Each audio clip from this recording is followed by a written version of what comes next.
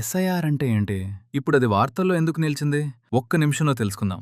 భారత ఎన్నికల commission ECI Andhra Pradesh, హర్యానాలో కొనసాగుతున్న స్పెషల్ ఇంటెన్సివ్ రివిజన్ ఎస్ఐఆర్ షెడ్యూల్ను పొడిగించింది. స్పెషల్ ఇంటెన్సివ్ రివిజన్ లేదా ఎస్ఐఆర్ అనేది ఎన్నికల కమిషన్ నిర్వహించే ప్రత్యేక ఓటర్ల జాబితా సవరణ ప్రక్రియ. ఈ ప్రక్రియలో ఇంటింటి సర్వే నిర్వహిస్తారు. ముందుగానే నింపిన ఫారాలను ధృవీకరిస్తారు. పాత ఓటర్ల వివరాలను పరిశీలిస్తారు. దీని ప్రధాన లక్ష్యాలు మరణించిన వారి పేర్లను తొలగించడం, శాశ్వతంగా వేరే ప్రాంతానికి వెళ్లిన వారి పేర్లను తొలగించడం, డూప్లికేట్ ఓటర్ల పేర్లను తొలగించడం, భారత పౌరులు కానివారి పేర్లను తొలగించడం, అర్హులైన ప్రతి భారత పౌరుడి పేరు ఓటర్ల జాబితాలో ఉండేలా చూడడం. ప్రస్తుతం ఆంధ్రప్రదేశ్, హర్యానా ఫేజ్ 3లో భాగంగా ఉన్న 16 రాష్ట్రాలు, కేంద్రపాలిత ప్రాంతాల్లో ఈ ప్రక్రియ కొనసాగుతోంది. ఎస్ఐఆర్ లక్ష్యం ఖచ్చితమైన నవీకరించిన ఓటర్ల జాబితాను సిద్ధం చేయడం. మే 2026లో సుప్రీంకోర్టు ఈ ప్రక్రియ రిప్రజెంటేషన్ ఆఫ్ ద పీపుల్ యాక్టుకు అనుగుణంగా ఉందని, స్వేచ్ఛాయుత, నిష్పక్షపాత ఎన్నికలు నిర్వహించడం